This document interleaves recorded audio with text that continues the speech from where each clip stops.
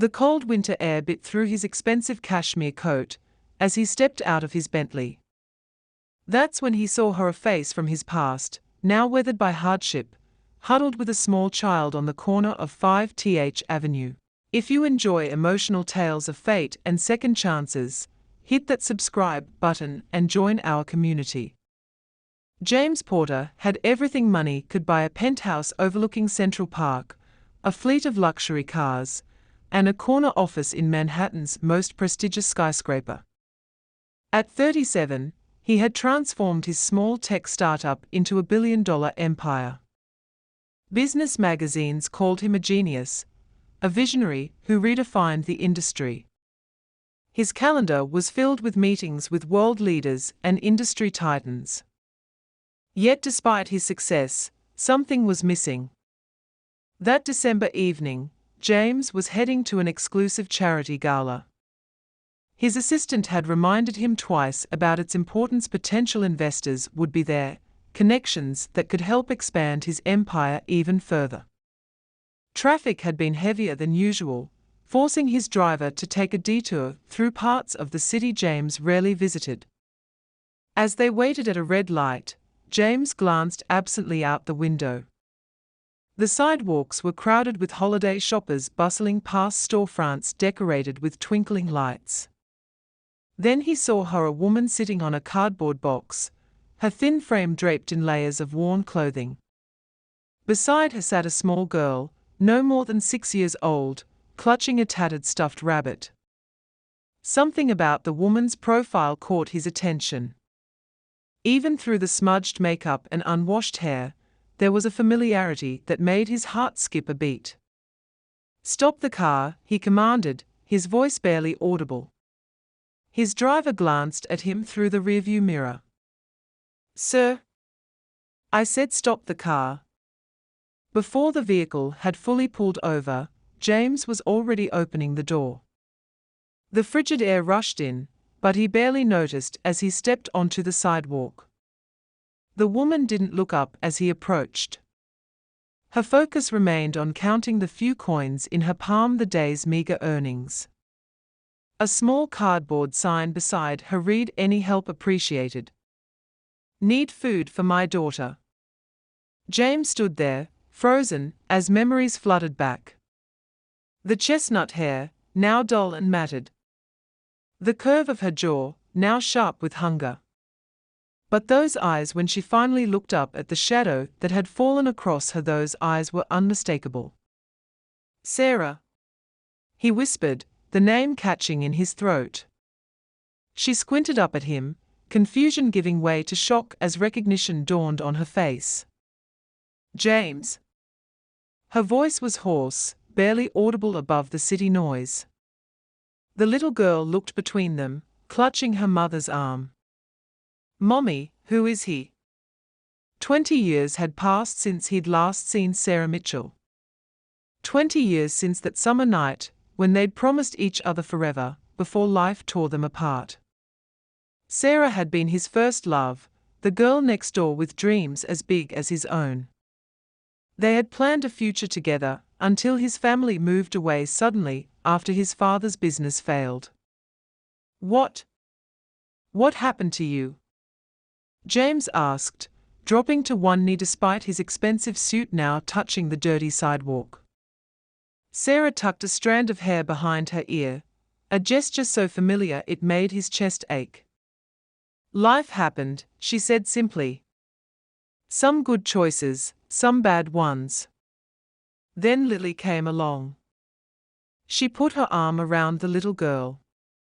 "She's the best thing that ever happened to me, even if we are having a rough time right now." The small family had been living in a shelter for the past 3 months. Before that, they'd shared an apartment with 2 other families until the building was sold to developers.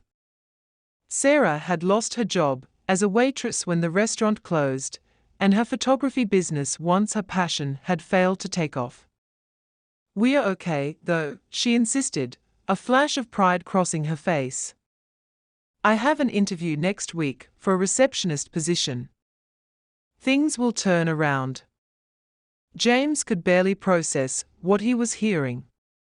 Sarah Mitchell, brilliant, talented Sarah, reduced to begging on the street. The girl who had once taught him how to see beauty in everyday things, who had wanted to become a famous photographer and travel the world capturing stories through her lens. His driver called out from the car, reminding him about the gala. About the important people waiting for him. About the empire that demanded his constant attention. "Come with me," James said suddenly, the words tumbling out before he could think. Sarah shook her head. "James, I can't accept." "Not charity," he interrupted. "Just coffee. Somewhere warm. For Lily, at least." He glanced at the little girl, who was shivering despite her layers of clothing. After a moment's hesitation, as James helped them gather their few belongings, he texted his assistant to send his regrets to the gala. For the first time in years, something felt more important than business.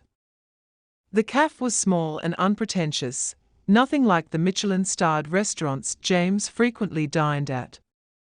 But as they settled into a corner booth, the warmth of the place seemed to thaw something that had been frozen inside him for a long time.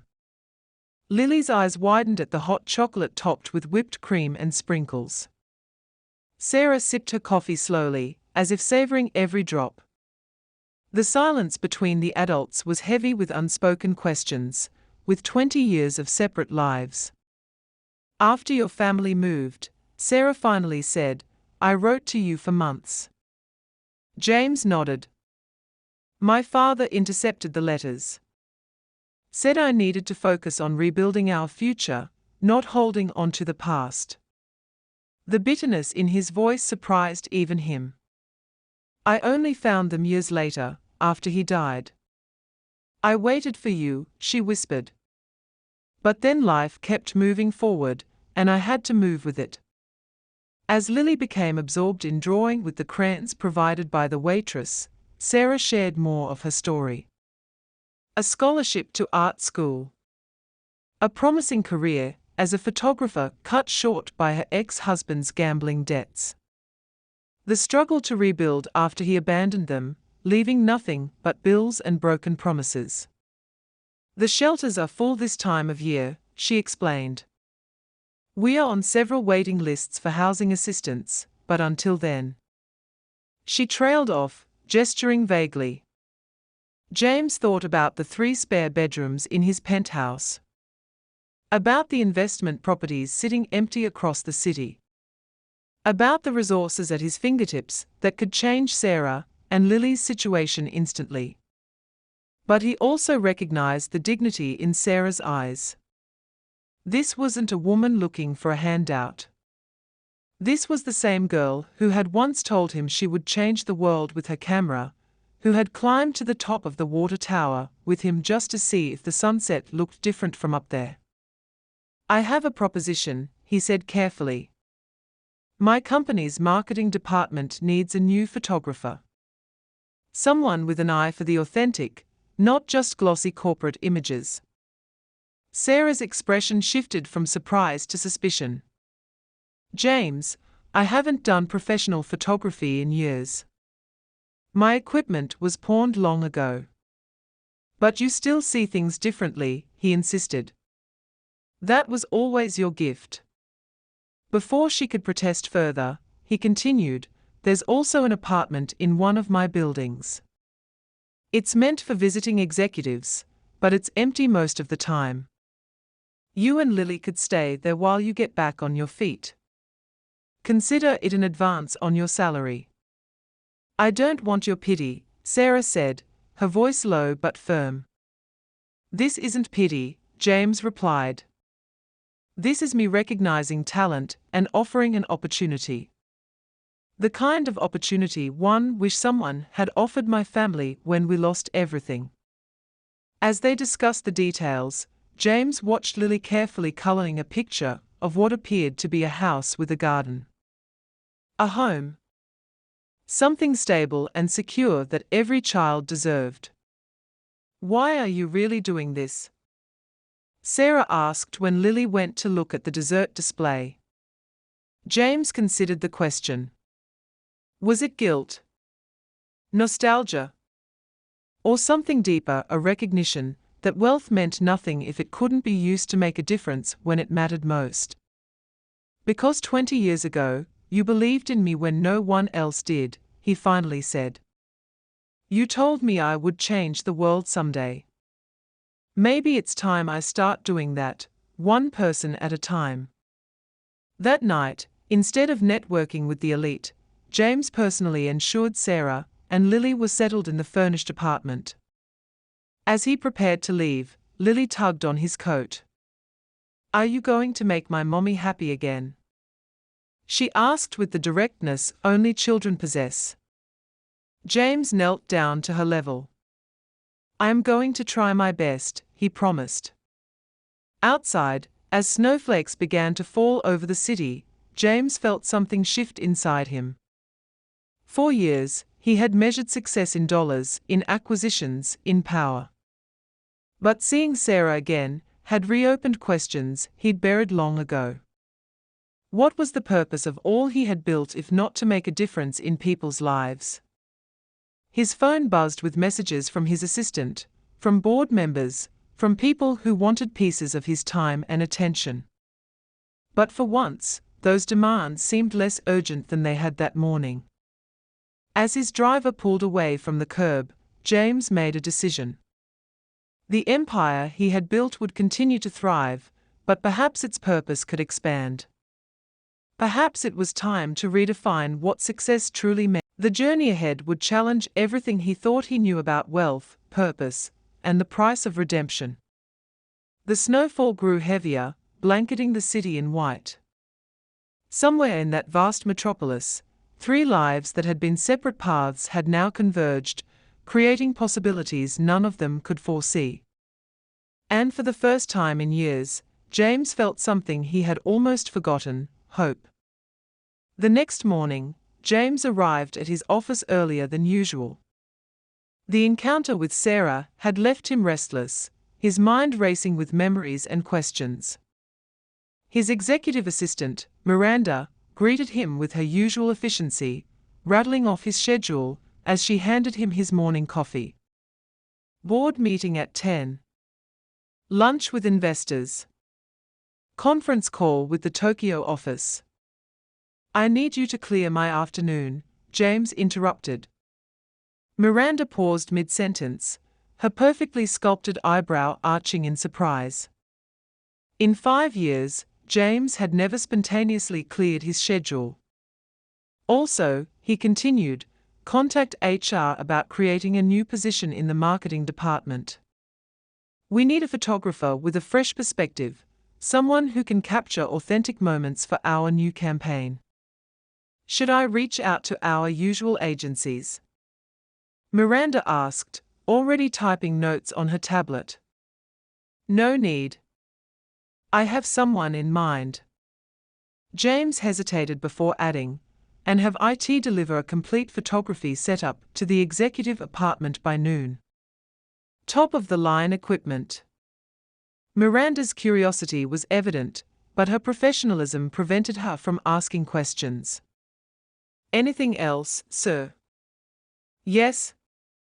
Contact my attorney about establishing a foundation.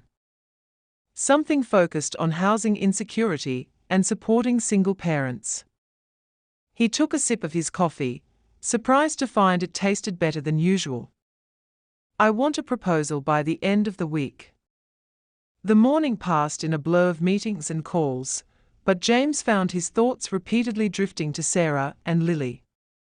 Had they slept well? Was the apartment comfortable enough? Did they need anything else? By lunchtime, he couldn't resist checking in. He texted the number he'd given Sarah the night before. Hope you both slept well. Everything okay with the apartment? 3 dots appeared, disappeared, then appeared again. Finally, we did, thank you. The apartment is overwhelming. Lily thinks we are in a palace. James smiled at the image of the little girl exploring the spacious rooms, so different from the shelters and cramped spaces they'd been living in. Equipment will be delivered today. No pressure to start immediately, but the job is real when you're ready. Another pause. James, about last night.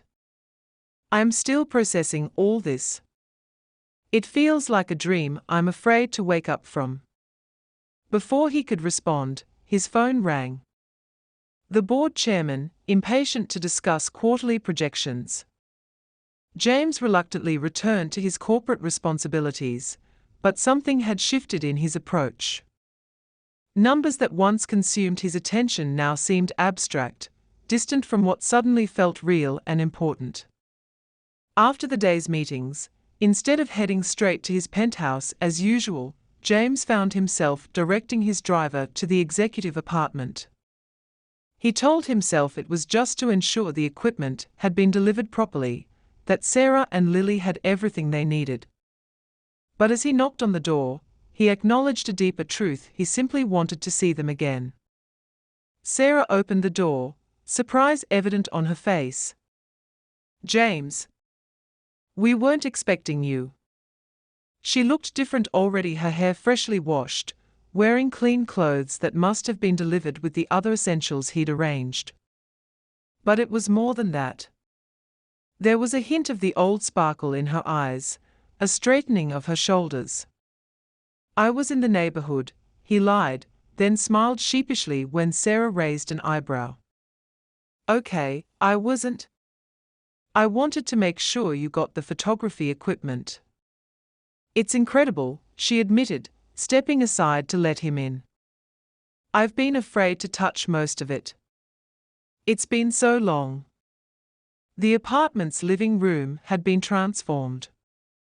The coffee table was covered with camera bodies, lenses, and accessories, some still in their packaging. Amid this technological treasure trove sat Lily, solemnly examining a simple point-and-shoot camera that had been included in the delivery. "Mr. James," she exclaimed, jumping up. "Look. Mommy's teaching me to take pictures too." James knelt to examine the photograph, displayed on the camera's screen, a slightly off-center shot of Sarah smiling hesitantly at her daughter. "Very important things," James assured her, glancing at Sarah. "If she wants to." Sarah's expression was complex gratitude mixed with uncertainty and something else, something that hinted at their shared past. "I was about to make dinner," she said. "Nothing fancy, just pasta. Would you like to join us?" The invitation caught James off guard. He had meetings scheduled later that evening, discussions about potential acquisitions that his team had spent weeks preparing for. The old James would never have considered missing them. "I'd like that," he heard himself say. Dinner was simple spaghetti with sauce from a jar, garlic bread from the grocery store bakery. So different from the exclusive restaurants where James usually dined, yet somehow more satisfying. Lily dominated the conversation, her childish enthusiasm breaking through the awkwardness between the adults. She had already named her stuffed rabbit Mr. Whiskers, designated her favorite spot by the window, and declared the bathtub big enough for a whale. As Sarah cleared the plates, declining James's offers to help, Lily tugged him toward the window. "Do you live in a palace too?" she asked, gazing out at the city lights beginning to twinkle in the early evening darkness. "Something like that," James replied. "But it's not as nice as you might think." Lily considered this with the seriousness only children can bring to philosophical questions. "Is it because you're lonely there?" The question hit James with unexpected force. Was he lonely? He was surrounded by people constantly: employees, business partners, the socialites and celebrities who flocked to anyone with wealth and influence. Yet when had anyone last asked him such an honest question? When had anyone looked at him and seen past the fortune to the person? Sometimes, he admitted. Big places can feel empty when it's just one person. Sarah returned in time to hear this exchange. Her expression softened as she looked at her daughter. Bedtime, Lily. Go brush your teeth. After some negotiation and James's promise to visit again, soon Lily reluctantly headed to the bathroom. In the sudden quiet, Sarah and James found themselves alone with all the unspoken words between them. She's remarkable, James said. You've done an amazing job with her, despite everything. Sarah's smile was tinged with pride and sadness. She makes it easy to be brave. To keep trying, even when it seems impossible. She hesitated before adding, her father hasn't been in the picture since she was 3. Sometimes I think it's been just us for so long that I've forgotten how to let anyone else in. The vulnerability in her admission created an opening, an invitation to deeper conversation.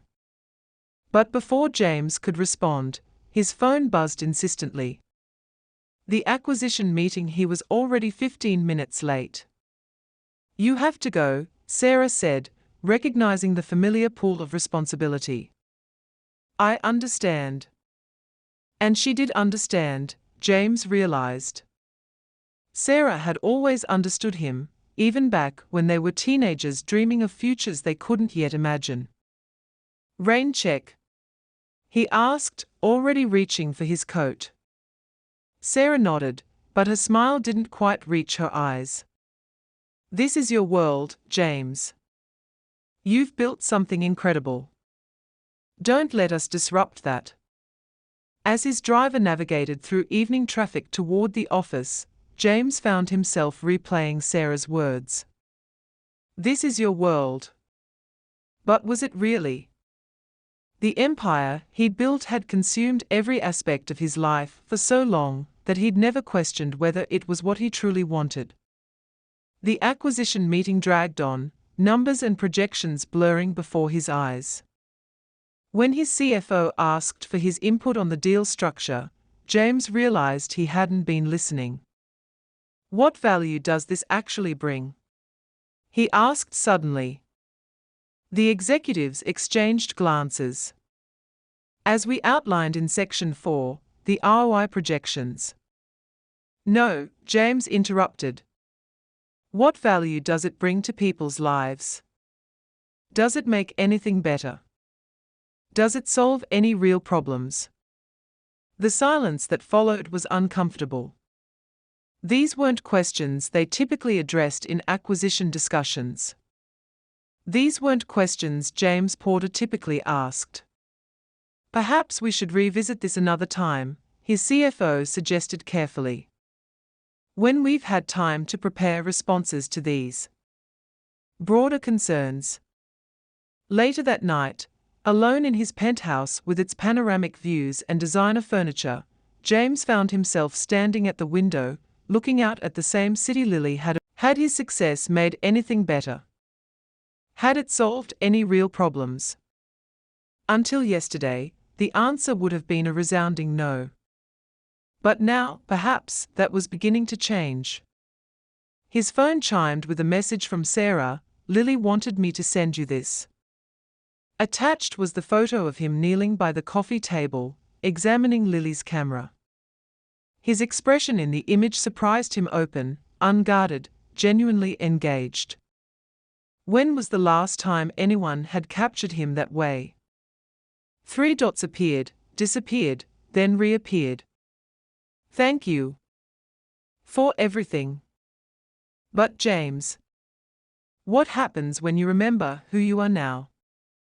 When this novelty wears off? The question stung, because it revealed Sarah's deeper fears that this was temporary, a wealthy man's passing interest that would evaporate once the initial satisfaction of charity faded. I haven't forgotten who I am, he replied after careful consideration. Maybe I'm just remembering who I wanted to be. The next few weeks established a new rhythm to James's life. Board meetings and investment reviews were now balanced with impromptu dinners at Sarah's apartment and weekend outings with Lily. He introduced Sarah to the marketing team, making it clear that her perspective was exactly what the company needed for its rebranding efforts. Initially, there was skepticism among the executives. Who was this unknown photographer the CEO had personally hired? But when Sarah's first series of images arrived, candid moments capturing the impact of the company's products on real people's lives, even the most doubtful critics fell silent. These tell a story, the marketing director admitted during a presentation. They make people feel something about us beyond just what we sell. Privately, James knew it wasn't just the company being transformed by Sarah's vision.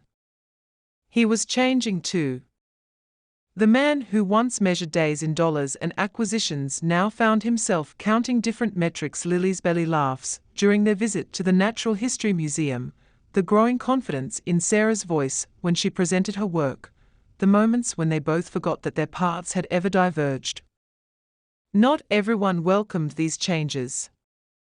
Miranda viewed his shifting priorities with thinly veiled concern. Board members questioned his new interest in corporate social responsibility initiatives. His old friends from exclusive clubs noticed his absences from their gatherings. Is everything all right? His closest friend, Thomas, asked during a rare lunch. There are rumors. Rumors? James raised an eyebrow. That you're having some kind of midlife awakening. People are wondering if you're still focused on what matters. And what matters, Thomas? James asked, genuinely curious about what his friend would say. Thomas gestured vaguely around the exclusive restaurant. This? What we've built. Our position. Once, James would have agreed without hesitation. Now, he found himself thinking of Sarah's words about what truly made her brave, not wealth or status, but love and purpose. I'm more focused than I've been in years, James replied, surprised to find he meant it. Just with better perspective on what's worth focusing on. 3 months after their chance encounter, James invited Sarah and Lily to his penthouse for dinner. He had avoided this, sensing that his world with its extravagance and removal from ordinary life might create distance between them. But Lily had been persistently curious, and Sarah had gently suggested it might be time. As they stepped off the private elevator, Lily's eyes widened. It's even bigger than our palace. She gasped, running to the floor-to-ceiling windows. You can see the whole world from here. Sarah moved more slowly, taking in the minimalist design, the artwork worth millions, the trappings of wealth that revealed how far James had traveled from the boy she once knew. It's beautiful, she said diplomatically. Very? You? Is it? James asked, suddenly seeing the space through her eyes. Sometimes I think an interior designer just told me this was what success should look like, and I believed them. Over dinner catered by James's personal chef, though he had requested simpler fare than usual, they maintained light conversation. But as Lily became absorbed in a movie in the media room afterward, the adults found themselves on the terrace, the city spread below them like a carpet of lights. You've done well for yourself, Sarah said, running her finger along the rim of her wine glass. Exactly like you always said you would. Not exactly, James. They stood in comfortable silence for a moment, watching the city pulse beneath them. Then Sarah asked the question that had been hovering between them for months. Why didn't you look for me, James? After you found the letters. The pain in her voice was subtle but unmistakable. James had asked himself the same question countless times since their reunion. I tried, once, he admitted. About 10 years ago. But you'd moved, changed your name after marriage. And then he shrugged, the gesture encompassing the endless demands that had consumed his life. I told myself it was too late. That you'd moved on, built a life without me. That showing up after all that time would be selfish. Would it have been? Sarah's question hung in the air between them. Before James could answer, his phone rang the specific tone he'd designated for emergency business matters. Normally, he would have answered immediately. Tonight, he silenced it without looking. Yes, he said, turning back to Sarah. It would have been selfish then. I wasn't someone who could have added anything good to your life.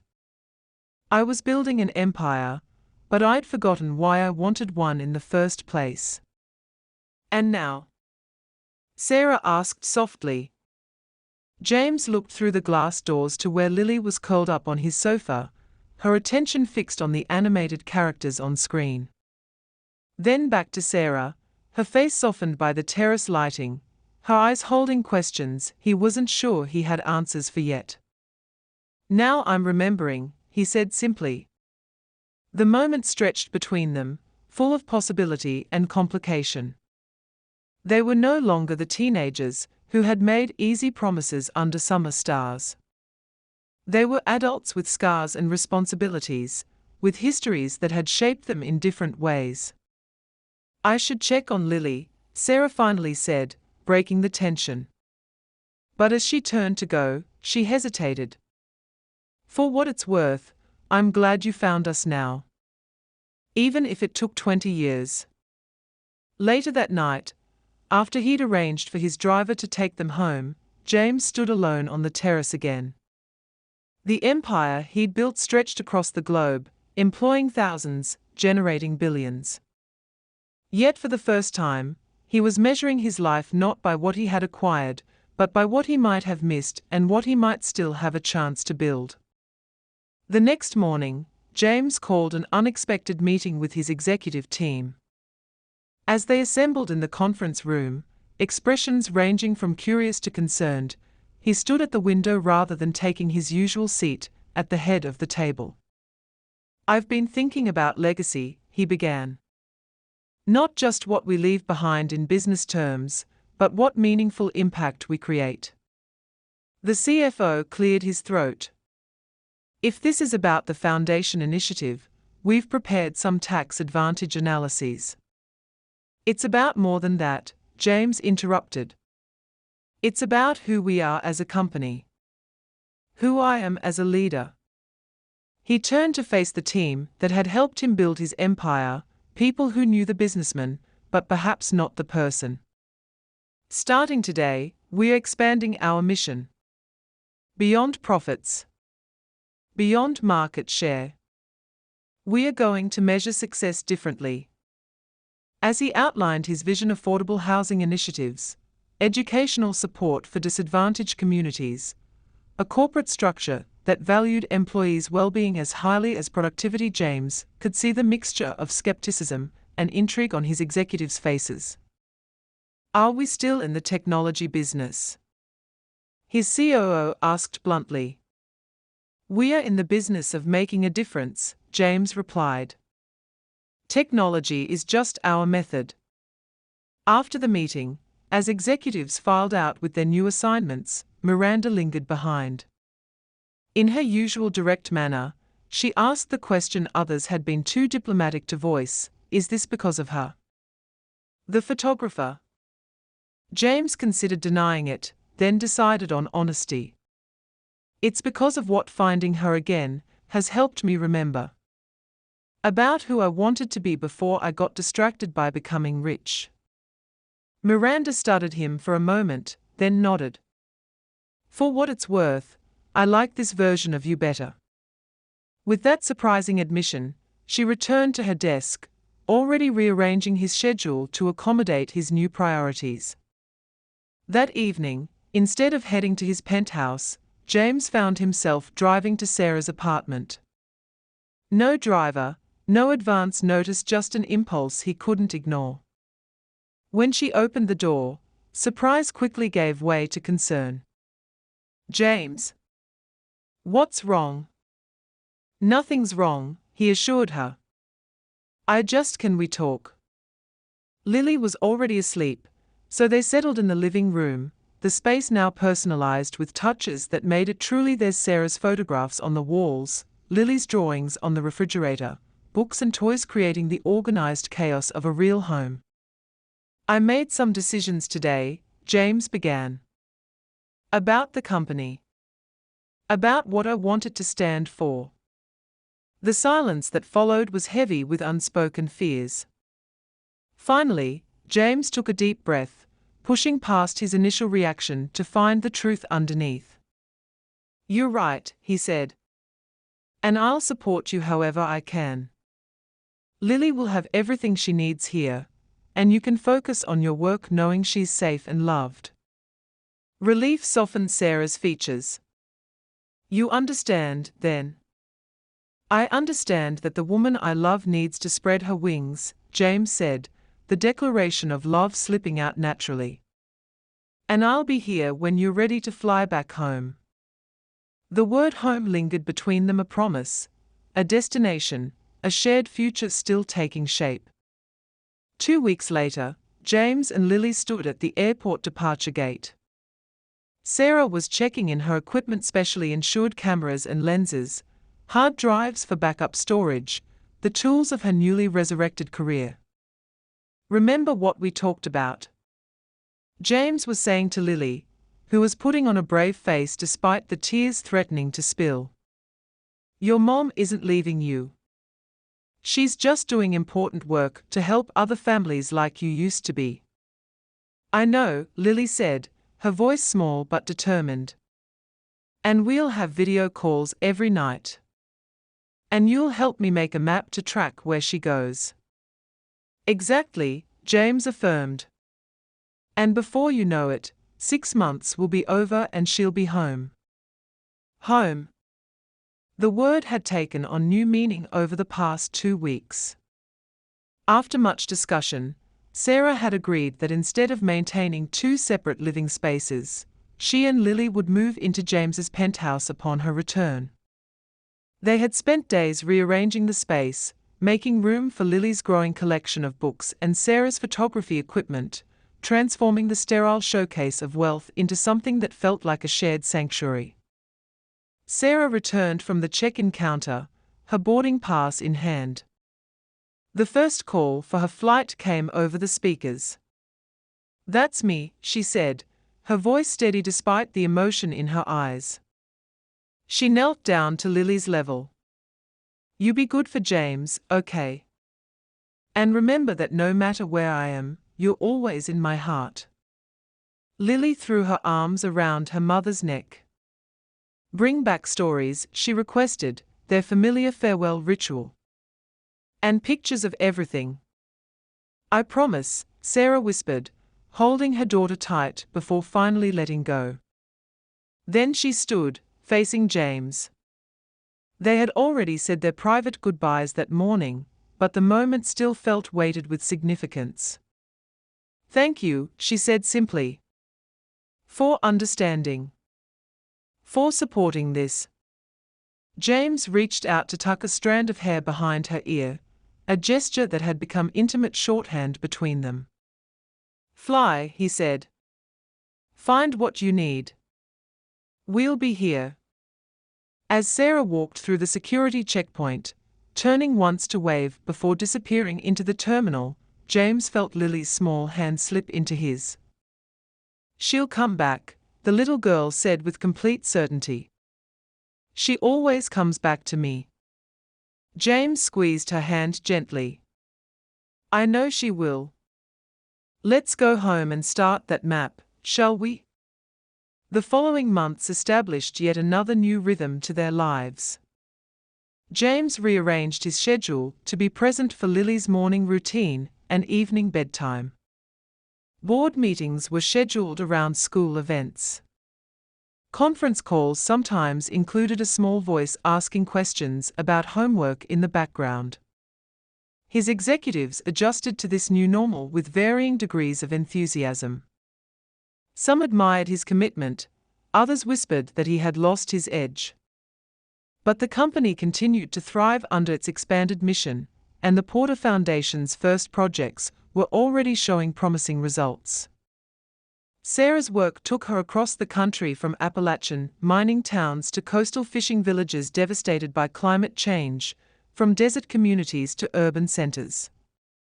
Each location revealed new facets of America's housing crisis, stories she captured with unflinching honesty and remarkable compassion. National Geographic published her images in monthly installments, each series generating greater acclaim than the last. Art critics praised her technical skill, social advocates celebrated her ability to humanize complex issues, ordinary viewers were moved by the dignity with which she portrayed her subjects. James saved every article, every review, creating a collection to present to her upon her return. He and Lily faithfully tracked her journey on an elaborate wall map, marking each location with a photograph she had sent them and notes about the people she had met. Their nightly video calls became sacred time, James discreetly stepping away to give Lily and Sarah private moments, then joining for updates on their respective days. Sometimes, when Lily had gone to bed, the calls would continue late into the night, James and Sarah talking about everything and nothing, the distance between them both physical and increasingly irrelevant. Sarah had initially hesitated about attending. "That's your world," she'd said, echoing her earlier concerns. "I'm not sure I belong there." Sarah had initially hesitated about attending. "That's your world," she'd said, echoing her earlier concerns. "I'm not sure I belong there." "It's our world now," James had replied. "All of us building something better together." Now, watching her move confidently through the crowd in a simple but elegant dress, James felt a sense of completion he'd never experienced before. Sarah was photographing the event, her camera capturing moments of genuine connection amid the typical networking. Lily, granted special permission to attend the first hour, charmed everyone she met with her unfiltered observations and enthusiasm. "Mr. Porter," a voice interrupted his thoughts. He turned to find Senator Eleanor Hayes, a powerful advocate for housing reform. "I must say, when I heard you were launching this initiative, I was skeptical. Another billionaire's vanity project, I thought." James smiled wryly. "And now?" "Now I'm intrigued," she admitted. "Your approach is different. Particularly the emphasis on dignity and autonomy for program participants. No savior complex." "I had a good teacher," James replied, his eyes finding Sarah across the room. The senator followed his gaze. "The photographer. I've been admiring her work. She sees people, not just subjects." "That's exactly it," James agreed. "She always has." Later that evening, after the guests had departed and Lily had been escorted home by James's most trusted assistant for bedtime, Sarah and James lingered in the garden. The staff was cleaning up around them, but they'd found a quiet corner among exotic flowers whose fragrance filled the warm night air. "You did it," Sarah said, reviewing some of the photographs on her camera's display. "You got Senator Hayes to commit to the legislative package. The housing program. The child care initiative. Everything." "We did it," James corrected. "Your photographs, your story, they moved people in ways my spreadsheets never could." Sarah set her camera aside. "I never thought I'd be here again," she admitted. "Not just professionally successful, but hopeful. For so long, every day was just about surviving until the next one." James took her hand, a gesture that had become natural between them. "I think about that moment at the traffic light every day," he said quietly. "How close I came to not looking out the window. To driving past. To missing you again. Sarah's expression grew somber. I've been meaning to talk to you about something. She hesitated, then continued, I've been offered a major commission. National Geographic wants me to document housing insecurity across America. 6 months, 20 cities. James felt his heart constrict. That's incredible, Sarah. It's exactly the kind of work you always dreamed of doing. It would mean being on the road. Lily would need to stay in one place, maintain her routine and schooling. Sarah's eyes met his, questioning. I don't know if I can do it. Of course you can, James said immediately. Lily can stay at the apartment. We'll make sure she has everything she needs. A tutor, activities, stability. Sarah's grip on his hand tightened. I wasn't suggesting you take responsibility for her. I know, James said. But I want to. If you'll let me. The weight of this offer hung between them. It wasn't just about childcare logistics, it represented a deeper level of trust, of integration between their lives. James, Sarah began carefully, these past months have been like a dream. Sometimes I wake up expecting to be back on that street corner. And I wonder if we've been so caught up in reconnecting that we haven't really faced the reality of who we are now. And who are we? James asked, his voice steady despite the sudden anxiety her words provoked. Sarah gestured around them, the elegant garden, the remnants of the high society gala. You're still James Porter, CEO and billionaire. I'm still a single mother, who was homeless less than a year ago. Those facts don't disappear just because we found each other again. Those facts are part of our story, James acknowledged.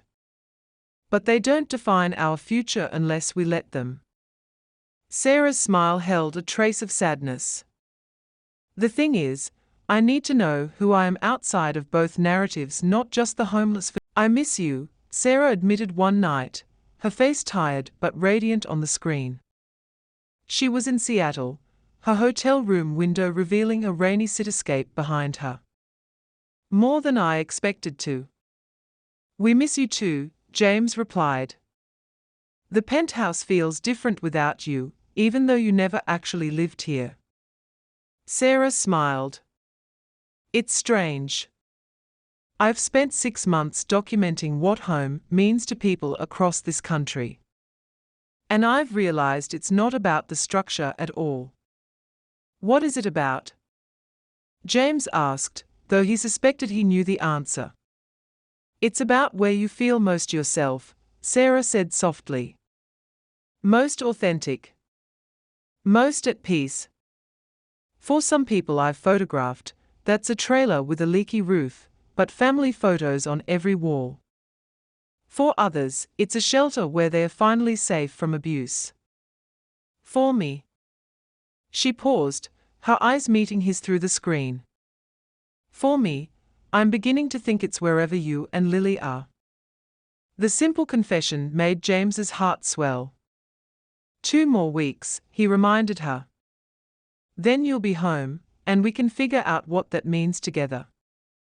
On the day of Sarah's return, James arranged for her favorite flowers to fill the penthouse. Lily had created welcome home banners that hung in every room, and together they had prepared a celebratory dinner, or rather, James had supervised while professional chefs did the actual cooking, still cautious about their food poisoning risk under his culinary guidance. As they waited at the arrival gate, Lily bouncing with excitement, James felt a nervousness he hadn't experienced since his first high school date with Sarah decades earlier. Would she have changed during these months apart? Would she regret the decisions they'd made about their future? And then she was there, emerging from the jetway, looking exhausted but luminous. Lily spotted her first, breaking away from James to race toward her mother. Sarah dropped her carry-on bag just in time to catch her daughter, lifting her in a spinning hug that drew smiles from nearby travelers. James held back, giving them their moment of reunion. But then Sarah looked up, her eyes finding his across the terminal, and the smile that bloomed on her face dissolved all his fears. "Welcome home," he said when they finally embraced, breathing in the scent of her hair, the reality of her presence. "I am home," she replied, her arms still around him. "Right here." That evening, after Lily had finally been persuaded to go to bed despite her excitement, Sarah and James settled on the terrace of what was now truly their home. The late summer air was warm, the city spread before them in a tapestry of lights that extended to the horizon. "I have something for you," James said, revealing a package he'd hidden earlier. Sarah unwrapped it carefully to find a leather-bound book. Opening it, she gasped softly. Inside were her photographs, not just from the National Geographic series, but others she had taken over the months.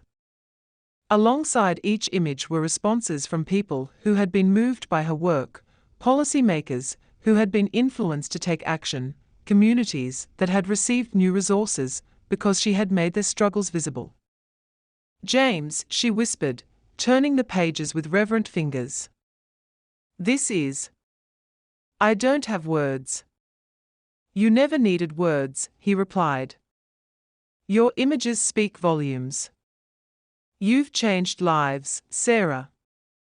Just like you always wanted to." She closed the book gently, placing it on the table beside her. "Not just others' lives," she said. "My own. Lily's." Her eyes met his. "Yours." "Mine most of all," James agreed. He reached into his pocket, withdrawing a small box. "Which brings me to the real welcome home gift I wanted to give you." Sarah's eyes widened as she recognized the shape of the box. "James." He opened it to reveal not a typical diamond engagement ring, but a simple band inset, with a piece of sea glass green and weathered, imperfect yet beautiful. "Do you remember the summer we collected these on the beach?" he asked. "You said they were perfect metaphors for life, something broken, that becomes beautiful through struggle and time." Sarah nodded, tears forming in her eyes. 20 years ago, we were broken apart," James continued. "We lived separate lives, faced separate struggles. But somehow, against all odds, we found each other again." He took her hand, his thumb brushing across her knuckles. "I'm not asking for an answer tonight. I know we still have things to figure out, adjustments to make. But I want you to know that I love you, not the memory of who you were, but the reality of who you are. The strong, talented, resilient woman who has overcome more than I can imagine." Sarah's free hand reached up to touch his face, her fingers tracing the lines that hadn't been there when they were young. "And I love you," she said.